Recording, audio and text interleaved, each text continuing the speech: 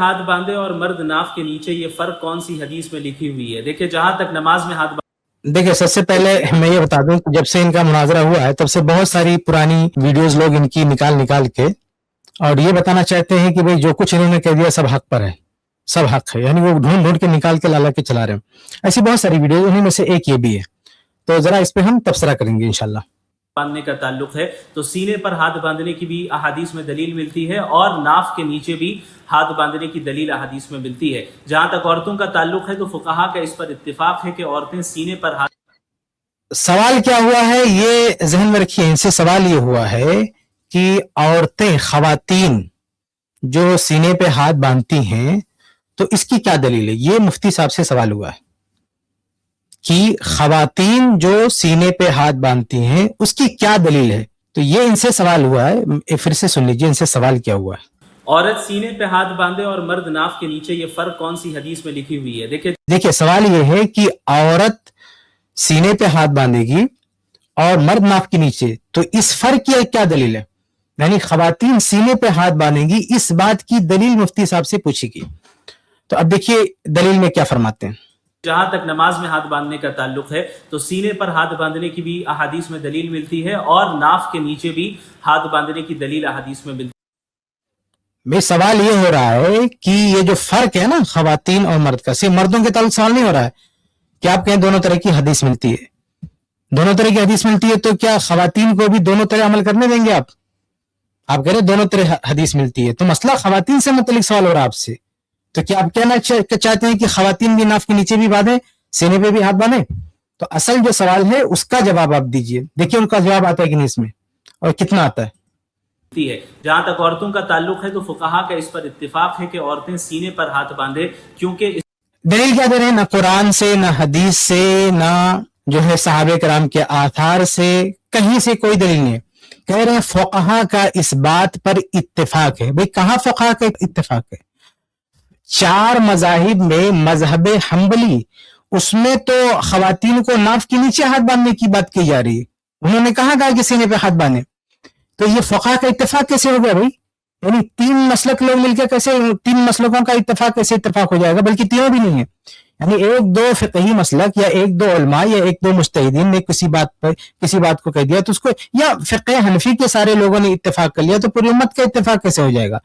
تو میری جو کتاب ہے سینے پہ ہاتھ باندھنے کے تعلق سے، اس میں نے فقہ حنفی کی کتابوں سے حوالے دیے ہیں، وہ کتاب جا کے آپ پڑھ لیں، انوار البدر، اس میں نے حوالے دیے ہیں کہ فقہ حنبلی والے یہ مانتے ہیں کہ ناف کے نیچے، عورت بھی ناف کے نیچے ہاتھ باندھے گی، اس لیے اس اتفاق کا دعویٰ کرنا یہ درست نہیں ہے۔ اس میں پردہ زیادہ ہے، حیا زیادہ ہے۔ اب یہ قیاس ہے، ایک تو دعویٰ کر لیا کہ اتفاق، یعنی وہ اجماع سے دلیل دینے کی کوشش کی انہوں نے کہ خواتین سینے پہ ہاتھ باندھیں گی، اس کے تعلق سے ان کے پاس کوئی دلیل نہیں ہے، وہ اجماع، اتفاق کی سے جو ہے بھرپائی کرنے کی کوشش کی، لیکن اجماع ٹوٹ رہا ہے، اس کا کوئی ثبوت نہیں۔ کیوں؟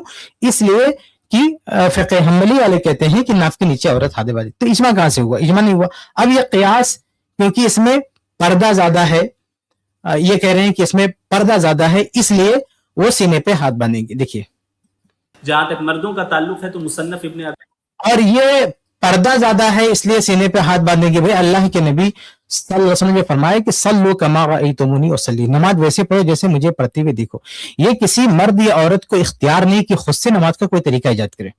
پردہ کس سے ہو رہا ہے، کس سے نہیں ہو رہا ہے، یہ شریعت طے کرے گی، آپ نہیں طے کریں گے، کوئی انسان نہیں طے کرے گا کہ کیا پردہ ہے کیا نہیں پردہ ہے۔ اب انسانوں نے طے کرنا شروع کیا، آج دیکھیے ہر آدمی اپنے حساب سے طے کر رہا ہے کس چیز کو ڈھکنا چاہیے، کس چیز کیا پردہ ہے کیا نہیں پردہ ہے۔ تو انسان کی عقل الگ ہے، انسان کی سوچ الگ الگ ہے، انسان کیسے طے کر سکتا ہے کہ کیا چیز پردہ ہے کیا نہیں پردہ ہے؟ شریعت طے کرے گی، اس لیے عقل یہ دلیل نہیں ہے۔ آپ نے کہا اس میں پردہ ہے، تو یہ بات کس کی؟ آپ کی بات ہے، شریعت کی بات نہیں ہے۔ تو آپ کی بات سے کوئی نماز کا طریقہ طے نہیں ہوگا۔ اللہ کے نبی صلی اللہ علیہ وسلم کے حوالے سے کوئی بات چاہیے، صحابیات اللہ کے نبی صلی اللہ علیہ وسلم کے دور میں کیا کرتی تھی، ان کے حوالے سے کوئی بات لائیے۔ اگر کوئی بات نہیں ہے تو پھر معاملہ مردوں جیسا ان کا یکساں۔ آگے بڑھتے ہیں، اب آگے یہ اب مرد حضرات کے تعلق سے دلیل ارشاد فرما رہے ہیں، وہ بھی سنیے۔ ابی شیبہ کی روایت ہے کہ حضرت علی کرم اللہ وجہہ نے فرمایا کہ ان من السنت وضع الاکف فی الصلاۃ وضع الاکف علی الاکف تحت السرہ، کہ نماز کی سنتوں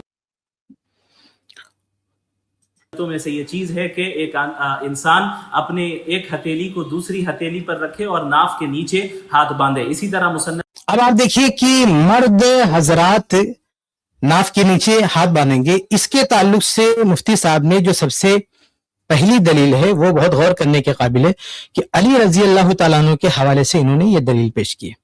وہ دلیل صحیح ضعیف ہم آگے بات کرتے ہیں، لیکن سب سے پہلے یہ نقطہ ذہن میں رکھیں کہ احناف کے پاس، پوری دنیا کے احناف کے پاس ایک بھی مرفوع مسند صریح حدیث نہیں ہے، یعنی جو اللہ کے نبی صلی اللہ علیہ وسلم کے حوالے سے کوئی حدیث ہو، یہ ان کے پاس ہے ہی نہیں. بعد میں ان لوگوں نے گڑھ کے اپنی طرف سے بنا کے اس کی بھرپائی پیش کرنے کی کوشش کی. یہ جو سینے پہ ہاتھ باندھ، انہوں نے شروع میں کہا نا کہ سینے پہ بھی ہاتھ باندھنے کے تعلق سے حدیث ہے اور ناف کے نیچے ہاتھ باندھنے کے تعلق سے حدیث ہے. بات غلط ہے. حدیث صرف سینے پہ ہاتھ باندھنے کے تعلق سے، یعنی حدیث رسول کہیں گے صریح مسند، تو وہ صرف یعنی صحیح ضعیف آپ جانے دیجئے. آپ ساری جو روایات کتب احادیث میں اپنی صحیح شکل میں جو روایت موجود ہے ان سب کو آپ اکٹھا کریں گے تو صریح مرفوع روایات صرف سینے پہ ہاتھ باندھنے کے تعلق سے ہیں. صحیح ضعیف جانے دیجئے. ناف کے نیچے ہاتھ باندھنے کے تعلق سے پورے ذخیرے احادیث میں کوئی ایک بھی صریح مرفوع روایت موجود ہی نہیں ہے. یہ جو علی رضی اللہ عنہ کا فرمان نقل کر رہے ہیں وہ تو ثابت نہیں ہے، لیکن وہ بھی اس کو آپ بہت کہہ سکتے ہیں، حکماً مرفوع کہہ سکتے ہیں، لیکن وہ صریح مرفوع نہیں ہے. دوسری بات یہ ہے کہ یہ جو انہوں نے پیش کیا اس میں ایک راوی ہے محمد بن اسحاق الواسطی. پوری امت کا اتفاق ہے کہ وہ ضعیف راوی ہے، اور امام نووی رحم اللہ نے کہا کہ حدیث ضعیف ہے، اس کے ضعیف ہونے پر بھی اتفاق ہے. اور یہ جو راوی ہے عبد الرحمن بن اسحاق الواسطی، اس کی ضعیف ہونے پر بھی اتفاق ہے. مفتی صاحب نے شروع میں کہا کہ عورت سینے پہ ہاتھ باندھے گی، اس پہ سب کا اتفاق ہے، حالانکہ وہ بات غلط ہے. لیکن صحیح بات یہ ہے کہ عبد الرحمن بن اسحاق الواسطی اس کے ضعیف ہونے پر سب کا اتفاق ہے، اور یہ جو روایت ہے اس روایت کے بھی ضعیف ہونے پر سب کا اتفاق ہے. ہماری معلومات میں پوری امت میں ایک بھی محدث ایسا نہیں گزرا ہے جس نے علی رضی اللہ عنہ کی طرف منسوب اس روایت کو صحیح قرار دیا ہو. تو آپ دیکھیں روایت بھی بالاتفاق ضعیف ہے، اور جو وضع ضعف ہے یعنی روایت کے اندر جو کمزوری ہے، سند میں جو کمزوری ہے، اس کی کمزور ہونے پر بھی سب کا اتفاق ہے. دونوں اتفاق ہے، روایت کے ضعیف ہونے پر اتفاق ہے اور روایت کے اندر جو وضع ضعف ہے اس پر بھی سب کا اتفاق ہے. لیکن اس کو یہ مفتی صاحب دلیل بنا رہے ہیں. شروع میں اتفاق کا حوالہ دیا جو ثابت نہیں ہے، لیکن آگے چل کے جو ہے ڈبل اتفاق ہے، دو چیزوں پہ اتفاق ہے، دونوں کو یہ اگنور کر رہے ہیں. دونوں پہ اتفاق ہے، روایت کے ضعیف ہونے پر بھی اتفاق ہے، راوی کے ضعیف ہونے پر بھی اتفاق ہے. اس لیے یہ روایت ثابت نہیں. علی رضی اللہ تعالیٰ عنہ سے یہ قطعاً ثابت نہیں ہے کہ وہ ناف کے نیچے ہاتھ باندھتے تھے. آگے ابن ابی شیبہ میں حضرت وائل بن حجر رضی اللہ عنہ سے روایت ہے کہ میں نے رسول اللہ صلی اللہ علیہ وسلم کو دیکھا کہ انہوں نے اپنے دائیں ہاتھ کو بائیں ہاتھ پر رکھا تحت السرہ، ناف کے نیچے، اور یہ دونوں دیکھا ہے کیا فرما رہے ہیں مفتی صاحب. کہہ رہے ہیں کہ مصنف ابن ابی شیبہ کی روایت تھے، وائل بن حجر رضی اللہ تعالیٰ عنہ نے اللہ کے نبی صلی اللہ علیہ وسلم کو دیکھا. کیا دیکھا؟ ناف کے نیچے ہاتھ باندھتے ہوئے. یہ وہ روایت ہے جسے جو ہے بعد کے احناف نے گڑھا ہے، اس کو بنایا ہے، فیبریکیٹڈ ہے. یہ کتب احادیث میں ایسی کسی روایت کا کوئی وجود نہیں ہے. اس روایت کو بنایا گیا. بڑے افسوس کی بات ہے کہ مفتی صاحب ایسی روایت کو پیش کر رہے ہیں جس روایت میں ناف کے نیچے ہاتھ باندھنے والی بات ہے. اس کو خود علماء، بہت سارے علماء احناف نے خارج کر دیا کہ یہ بات اس کتاب میں نہیں. انور شاہ کشمیری صاحب نے اور حبیب الرحمان اعظمی صاحب نے، ان لوگوں نے خارج کر دیا، نہیں مانا اس بات کو. لیکن حیرت ہے کہ یہ مفتی صاحب جو ہے اس من گھڑت اور جھوٹی روایت جو مطلب بعد کے لوگوں نے بنائی ہے، ان کی بنائی ہوئی، اس میں تحریف بلکہ محرف کے یعنی اس کے حدیث کتب حدیث میں تحریفی کاروائی کر کے اس میں جو ہے ایڈ کیا گیا ہے. میں نے اپنی کتاب میں بہت سارے کے اسکین پیش کیے ہیں کہ جو پوری دنیا میں مشہور ہے، لیکن اس میں اس روایت کے اندر یہ الفاظ نہیں ہے. ایک دو کتاب میں نہیں، کہیں یہ بعد کے لوگوں نے اس کو ایڈ کر دیا ہے. وہ اصل میں ایک کاتب سے کہیں غلطی ہوئی، اس کی غلطی کا فائدہ اٹھا کے انہوں نے پورا اس کو حقیقت بنا دیا. ہاں یہ دیکھیے مصنف ابن ابی شیبہ، یہ ہندوستان میں 1386 ہجری میں جو چھپا ہے سب سے پہلے، یہ اس کا نسخہ ہے، اس کا ٹائٹل پیج ہے. اور نیکسٹ اگلا پیج دکھائیے، اس میں آپ دیکھیں گے یہ ٹائٹل پیج ہے. اگلا پیج دکھائیے، اس میں بالکل یہ الفاظ آپ کو نہیں ملے. یہ دیکھیے تیر کا نشان لگا، یہ وہی ہے وائل بن حجر کی روایت. कि राइतु नबी सल्लल्लाहु अलैहि वसल्लम वज़अ यमीनहु अला शिमाली फी सलात पे हदीस खत्म हो जा रही है। ये पूरी दुनिया में सबसे पहले जो छपा है, हमारी मालूमात कहते हैं कि इससे पहले शायद ये नुस्खा नहीं छपा, कहीं भी नहीं छपा, सबसे पहले हिंदुस्तान में किताब छपी है और सबसे पहला नुस्खा, इसमें वो अल्फाज नहीं है। आगे बढ़ते हैं, ये देखिए ये दूसरा नुस्खा है, 1399 हिजरी में छपा है, ये बॉम्बे से छपा, यहीं से छपा, मुंबई से। तो पूरी दुनिया में हमारी मालूमात की हद तक दूसरी बार जब ये किताब प्रिंट हुई है तो बॉम्बे से प्रिंट हुई है। ये मुख्तार अहमद नदवी रहमहुल्लाह ने इसको छपवाया था, ये उसका टाइटल पेज है। इसके अंदर भी देखते हैं, इसका असल सफा दिखाएं, इसके अंदर भी तसरा के अल्फाज नहीं है, वो पेज दिखाएं, इसके बाद है वो पेज, देखिए यहाँ पे ये वही है, उसी की कॉपी है यहाँ पे, और इसमें भी वज़अ यमीनहु अला शिमालिही फी सलात, यहाँ पे रिवायत खत्म हो रही है, यहाँ पे भी तसरा के अल्फाज नहीं है। अब ये तीसरा नुस्खा है, ये किसने छापा इसको? हबीब रहमान आजमी हनफी जो है, हबीब रहमान आजमी साहब ये हनफी, ये पूरी दुनिया में तीसरी बार छापी जा रही है ये किताब, और तीसरी बार छापने वाले हनफी हैं, हबीब रहमान आजमी साहब हैं। इन्होंने भी अपने नुस्खे में, आप देखें अगला ये टाइटल पेज है, अगला देखें नीचे हम देख लीजिए, यहाँ पे तीर का निशान है, वही रवायत है वाइल बिन हुज्र की, कहते हैं रईतु नबी सल्लल्लाहु अलैहि वसल्लम वज़अ यमीनहु अला शिमालिही फी सलात, यहाँ पे रवायत खत्म हो रही है। अच्छा नीचे देखिए, यहाँ पे रवायत खत्म हो रही है, और नीचे देखिए, यहाँ पे देखिए क्या है, सग़दा फिल अस्ल इला आखिर मुदरजन फीमा फौक़हु, ये आखिर में असल में हुआ क्या कि बाज़ नुस्खों में बाज़ जो नास्खीन लिखने वाले, उन्होंने क्या किया, तहत सुरा जो उसके नीचे असर वाला जो लफ्ज है उसको खलत मलत कर दिया। तो ये हबीब रहमान साहब हाशिये में फरमा रहे हैं कि जो नुस्खे में खलत मलत हुआ है वो दुरुस्त नहीं है, दुरुस्त ये है कि उन्होंने शाये किया है, लेकिन बाद के लोगों ने कातिब की गलती को बहाना बनाकर हदीस में तहरीफ कर दिया, जबकि ये देवबंदी मुहक्किक है, और बल्कि ये लोग इनको मुहद्दिस का दर्जा देते हैं, उन्होंने भी इस बात को कबूल नहीं किया, बिल्कुल नहीं माना इस बात को कि हम उसमें जो है तातसुरा बढ़ा दें। आगे अब ये देखिए एक और नुस्खा है, ये चौथा नुस्खा है, ये देखिए अरब से छपा हुआ है, इसमें भी आप देखेंगे ये टाइटल पेज है, आगे देखिए पहली जिल्द है इसकी, और आगे देखिए इस किताब के अंदर भी तातसुरा के अल्फाज नहीं है, यहाँ पे देख लिए हदीस वज़अ यमीनहु अला शिमालिही फी सलात, तातसुरा के अल्फाज नहीं है। और आगे बढ़े, ये चौथा नुस्खा है, यानी 4 नुस्खे आप देख चुके हैं, 4 जगह से छप चुके हैं, लेकिन इसमें कहीं भी, ये 5वीं बार छप रही है ये किताब, 5वीं बार छप रही है, ये भी तरतीब में बता रहा, इसी तरतीब से किताब छपी है, ये 5वीं बार छापी जा रही है किताब, इस किताब को छापा जा रहा है। और यहां पे भी आप देखेंगे, अगला पेज खोलिए, यहां पे भी आपको ये तातसुरा के अल्फाज नहीं मिलेंगे, आप देख लीजिए ये हदीस है यहाँ पे, बस ये वज़अ यमीनहु अला शिमालिही फी सलात, यहाँ पे रिवायत खत्म हो रही है, तातसुरा के अल्फाज नहीं है। आगे बढ़ते हैं, 6ठी बार ये किताब छप रही है मोहम्मद अब्दुल सलाम शाहीन साहब की तहकीक से, इसमें भी आप देखेंगे कि वो तातसुरा के अल्फाज नहीं है। आगे देख लीजिए, ये यहाँ पे देख ले वज़अ यमीनहु अला शिमालिही फी सलात, इन्होंने बिल्कुल इसमें ऐड नहीं किया है। और आगे बढ़ते हैं, यहाँ पे भी आप देख लें कि 7वीं बार ये किताब छप रही है, और इसमें भी तातसुरा के अल्फाज नहीं है, देखिए हदीस में बिल्कुल नहीं यहाँ पे।